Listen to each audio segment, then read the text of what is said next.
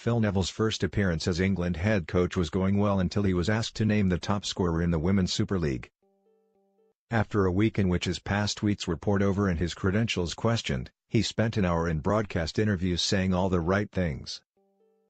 He apologized many times, mentioned his late father as he conveyed his disappointment in the words he'd chosen, explained how earning a pro license didn't disqualify him from coaching in the women's game, and said he'd be encouraging Manchester United to start a women's team. It was impressive stuff, all on message, and appeared sincere.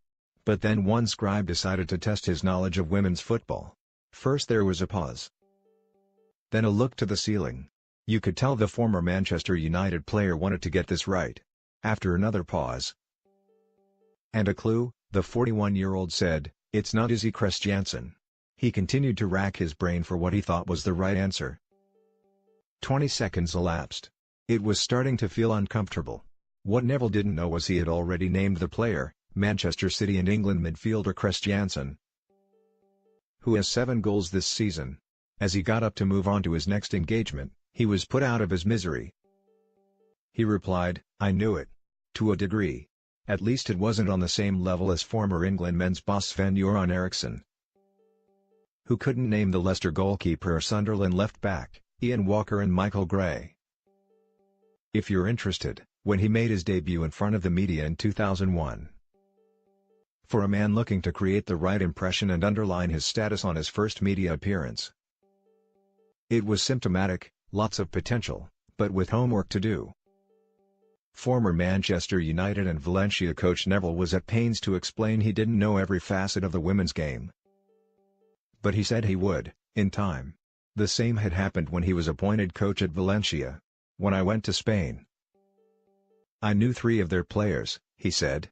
And, though he may have been embarrassed not to know the answer to the quiz question, it is a fair bet many present in the room didn't either. Media playback is not supported on this device. This was an unprecedented England women's media engagement. In my 8 years of covering England, only a handful of journalists attended the major tournaments, let alone qualifiers. Though it should be said that last year's European Championship drew a record attendance from the British media. Here the press back had doubled, maybe even trebled, in number. For all the criticism of Neville, he has already underlined how he can pull in the big media names, particularly from national newspapers.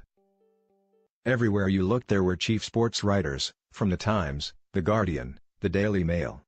Some newspapers, such as The Sun, sent 2 journalists. The hardcore women's football reporters, those treading the WSL beat every week, were perhaps right to ask where this lot had been until now. Neville could not resist a departing quip at them, referencing England's next fixtures when he said, "See you all at the She Believes Cup in March." The hope for him, and women's football as a whole, is those writers maintain their interest when the recent Twitter storm has passed. You can pick holes in Neville's appointment, and many have, but the class of '92 graduate has already provided a touch of stardust. One supporter Neville will be able to count on his twin sister Tracy, head coach of the England netball team. Her team are also ranked 3rd in the world and heading into a World Cup in 2019, so there is a neat symmetry. The competition to be the best coach in the family is on. After his appointment was confirmed at 6 p.m. last Tuesday, Neville said, "At 6 I got a text from her which said, 'Race you to number 1. The process to appoint him ahead of other qualified candidates has caused consternation." But Neville defended it, was bullish about how much the job means to him and said he'd be moving back home after living in Valencia where his family are based. Asked about Manchester United not having a women's team, he said, "I will be encouraging them. A club the size of United should be the leaders, the pioneers." He also spoke in glowing terms about wanting to create a legacy by inviting developing coaches into his training sessions. As if to prove his point, sitting at the back of the room as he spoke was Casey Stoney, the former England captain and Liverpool defender, one of 4 players already on a coach-to-player development program. Baroness Sue Campbell, the head of women's football at the Football Association, also sat within feet of her new protégé. Saying of their first chat, "Of all the candidates on the shortlist, the person who excited me most was Phil Neville. That was because of his excitement and the real belief he had about what he could do to grow the women's game. He wasn't just doing this to be the England manager. We talked for 2.5 hours and I came off the phone as high as a kite, thinking this is the person I've been looking for.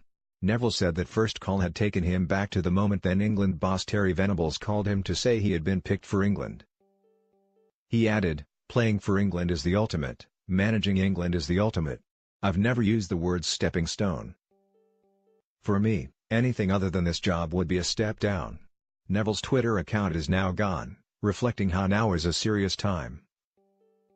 A serious business. This was a humble performance from a player schooled under Sir Alex Ferguson. The winning mentality is evident and the desire appears there. With a month to prepare for his debut against three of the best teams in the world at the She Believes Cup,